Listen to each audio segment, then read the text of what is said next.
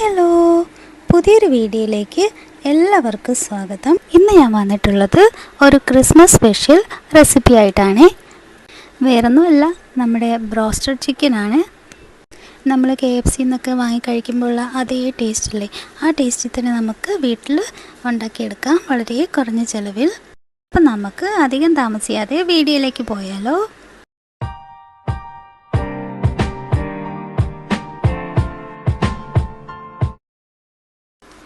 Roasted chicken ഉണ്ടാക്കാനായിട്ട് 1 cup അളവിൽ butter milk ആവശ്യമായിട്ടുണ്ട്.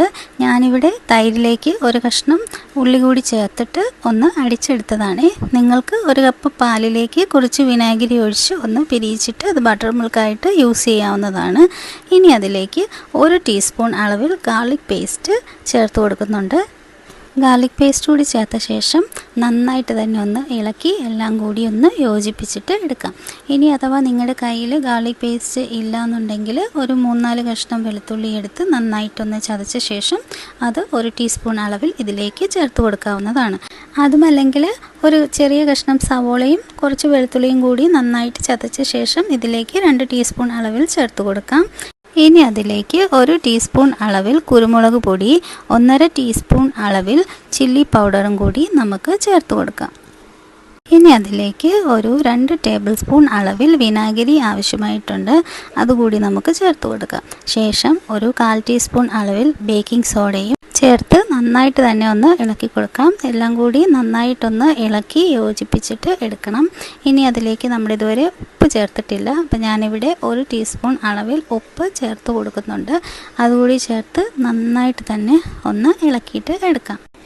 ഇനി ഇതിലേക്ക് 1 കിലോ തൂക്കം വരുന്ന കഷ്ണങ്ങളാക്കിയ ചിക്കൻ ചേർത്ത് കൊടുക്കാം. സ്കിന്നുള്ള ചിക്കൻ ആണെന്നുണ്ടെങ്കിൽ നല്ല ടേസ്റ്റും KFC സ്റ്റൈൽ പെർഫെക്ഷനും ഒക്കെ കിട്ടും. എനിക്ക് സ്കിന്നുള്ളത് കിട്ടിയില്ല, അപ്പോൾ ഞാൻ നോർമൽ ചിക്കൻ തന്നെയാണ് ഇവിടെ എടുത്തേക്കുന്നത്. ഇനി നമുക്കിതെല്ലാം ഇതിലേക്ക് ഒന്ന് ചേർത്ത് കൊടുത്ത ശേഷം നന്നായിട്ട് ഒരു 6 മണിക്കൂർ തൊട്ട് 8 മണിക്കൂർ വരെ ഒന്ന് സോക്ക് ചെയ്തിട്ട് വെക്കാം.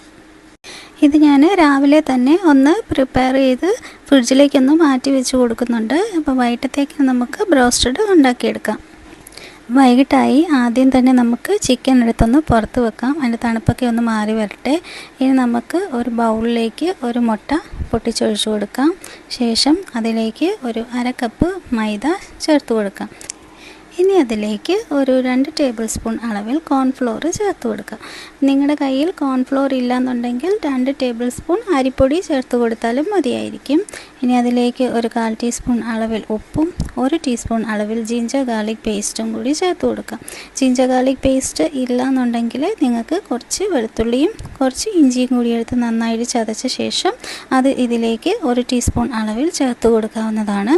അതുകൂടി ചേർത്ത് നന്നായിട്ടൊന്ന് ഇളക്കിയെടുത്ത ശേഷം ഇനി അതിലേക്ക് 1/4 കപ്പ് അളവിൽ വെള്ളം ആവശ്യമായിട്ടുണ്ട്. അത് ഒരുമിച്ച് ഒഴിച്ച് കൊടുക്കണ്ട, 2 ടേബിൾ സ്പൂൺ ഒഴിച്ച് ഒന്ന് മിക്സ് ചെയ്ത ശേഷം ആവശ്യമെങ്കിൽ മാത്രം 2 ടേബിൾ സ്പൂൺ കൂടി ഒഴിച്ച് കൊടുക്കാം. എനിക്ക് മൊത്തം 4 ടേബിൾ സ്പൂൺ വെള്ളം, 1/4 കപ്പ് വെള്ളം ആവശ്യമായിട്ട് വന്നിട്ടുണ്ട്. നിങ്ങൾക്ക് കിട്ടുന്ന മൈദയുടെ ബ്രാൻഡ് അനുസരിച്ചിട്ട് വെള്ളത്തിന് അങ്ങോട്ടോ ഇങ്ങോട്ടോ ഒക്കെ വ്യത്യാസം വരാം. ബാറ്റർ ഒത്തിരി ലൂസ് ആകണ്ട, ഒത്തിരി ടൈറ്റ് ആകുകയും വേണ്ട, ഈ ഒരു ഇതിൽ മതി. ഇനി നമുക്ക് ഒരു ഡ്രൈ മിക്സ് തയ്യാറാക്കിയെടുക്കാം. അതിനായിട്ട് ഞാനിവിടെ 1.5 കപ്പ് മൈദ എടുത്തിട്ടുണ്ട്. അതിലേക്ക് 1 ടീസ്പൂൺ ചില്ലി പൗഡറും 1/4 ടീസ്പൂൺ ഉപ്പ് കൂടി ചേർത്ത് കൊടുത്തിട്ട് നന്നായിട്ടൊന്ന് മിക്സ് ചെയ്തെടുക്കാം. ഉപ്പ് അധികമായി പോകാതിരിക്കാനായിട്ട് പ്രത്യേകം ഒന്ന് ശ്രദ്ധിക്കണേ. ഇനി ഈ മിക്സ് എല്ലാം കൂടി നന്നായിട്ട് തന്നെ ടൈം എടുത്തിട്ട് നമുക്കൊന്ന് എല്ലാ ഭാഗത്തേക്കും ഒന്ന് മിക്സാക്കി കൊടുക്കാം. ഇനി സോക്ക് ചെയ്ത് വെച്ചേക്കുന്ന ചിക്കൻ നമ്മളെടുത്ത് ഈ ബാറ്ററിലേക്ക് ഒന്ന് മുക്കി എല്ലാ ഭാഗത്തേക്കും ഒന്ന് ആക്കി കൊടുക്കാം. ശേഷം നമുക്ക് ഇത് ഒന്നെടുത്ത് നമ്മുടെ ഡ്രൈ മിക്സിൽ ഒന്ന് കോട്ട് ചെയ്തിട്ട് എടുക്കണം. എന്നിട്ട് ഡ്രൈ മിക്സിലേക്ക് ഇതാ ഇങ്ങനെ ഒന്ന് വെച്ച് കൊടുത്ത ശേഷം കുറച്ച് മാവ് എടുത്ത് അതിന് മുകളിലേക്ക് ഒന്ന് ഇട്ട് കൊടുക്കാം. ഇട്ട് കൊടുത്തിട്ട് ഒന്ന് പ്രസ് ചെയ്തിട്ട് കൊടുക്കണം. അങ്ങനെ തിരിച്ചും മറിച്ചും എല്ലാ ഭാഗത്തേക്കും ഒന്ന് ഇട്ട് ഒന്ന് പ്രസ് ചെയ്തിട്ട് എടുക്കണം. എന്നിട്ട് നമുക്കൊന്ന് ടാപ്പ് ചെയ്ത് കൊടുക്കാം. ടാപ്പ് ചെയ്ത് കൊടുക്കുമ്പോൾ ആ ഒരു നമ്മുടെ KFC ഒക്കെ വാങ്ങുമ്പോൾ നമുക്കൊരു റിങ്കിൾസ് പോലെ വരില്ലേ, ആ ഒരു ടെക്സ്ചർ നമുക്ക് ഇതിന് കിട്ടും. അങ്ങനെ ഒരേ ടൈമിൽ നമുക്ക് ഫ്രൈ ചെയ്യാനുള്ള പീസസ് മാത്രം എടുത്തിട്ട് ഒന്ന് ബാറ്ററിൽ കോട്ട് ചെയ്തിട്ട് ഡ്രൈ മിക്സിലും ഒന്ന് കോട്ട് ചെയ്തിട്ട് എടുക്കാം. ഞാനിവിടെ 2 പീസ് വെച്ചിട്ടാണ് ഫ്രൈ ചെയ്തിട്ടെടുക്കുന്നത്. അതുകൊണ്ട് ഞാനിവിടെ 2 പീസ് മാത്രം ഒന്ന് കോട്ട് ചെയ്ത് എടുത്തിട്ടുണ്ട്. ഇനി നമുക്ക് ഇതൊന്ന് ഫ്രൈ ചെയ്തിട്ടെടുക്കണം. അതിനായിട്ട് ഞാനിവിടെ ഒരു പാൻ അടുപ്പത്ത് വെച്ച ശേഷം അതിലേക്ക് ഓയിൽ ഒഴിച്ച് കൊടുക്കുന്നുണ്ട്. എന്നിട്ട് ഒരു മീഡിയം ഫ്ലെയിമിൽ വെച്ചിട്ട് നമുക്ക് ചൂടാക്കിയെടുക്കാം. ഹൈ ഫ്ലെയിമിൽ വെക്കണ്ട, മീഡിയം ഫ്ലെയിമിൽ വെച്ച് തന്നെ നമുക്ക് ഒന്ന് ചൂടാക്കിയിട്ടെടുക്കാം. എണ്ണ നല്ലവണ്ണം ചൂടായ ശേഷം അതൊരു ലോ ടു മീഡിയം ഫ്ലെയിമിലേക്ക് മാറ്റി കൊടുത്ത ശേഷം നമുക്ക് ചിക്കൻ്റെ പീസ് നമുക്ക് ഇട്ട് കൊടുക്കാം. കുത്തി നിറച്ച് ഇട്ട് കൊടുക്കണ്ട, ഒരു 3 പീസ് മാക്സിമം ഇട്ട് കൊടുത്താൽ മതിയായിരിക്കും. ഇനി നമുക്ക് ഒരു 3-4 മിനിറ്റ് ആ ഒരു ഫ്ലെയിമിൽ വെച്ചിട്ട് തന്നെ നമുക്കൊന്ന് കുക്ക് ചെയ്തിട്ടെടുക്കാം. ഇനി പതുക്കെ നമുക്ക് ആ പീസസ് ഒന്ന് തിരിച്ചിട്ട് കൊടുക്കാം. തിരിച്ചിട്ടിട്ടും അതുപോലെ തന്നെ നമുക്ക് ഒന്ന് 2-3 മിനിറ്റ് ഒന്ന് കുക്ക് ചെയ്തിട്ടെടുക്കാം. ഇനി പതുക്കെ ഒന്നുകൂടി ഒന്ന് നമുക്ക് തിരിച്ചിട്ട് കൊടുത്ത ശേഷം നമുക്കൊരു 1-2 മിനിറ്റ് കൂടി ഒന്ന് കുക്ക് ചെയ്തിട്ടെടുക്കാം. അപ്പോൾ ആ ബ്രോസ്റ്റഡൊക്കെ ഇവിടെ നല്ല ഫ്രൈ ആയിട്ട് റെഡി ആയിട്ട് വന്നിട്ടുണ്ട്. ഇനി നമുക്കിതൊന്ന് ഓയിലിൽ നിന്ന് മാറ്റി ഒരു ടിഷ്യൂ പേപ്പറിലേക്ക് വെച്ച് കൊടുക്കാം.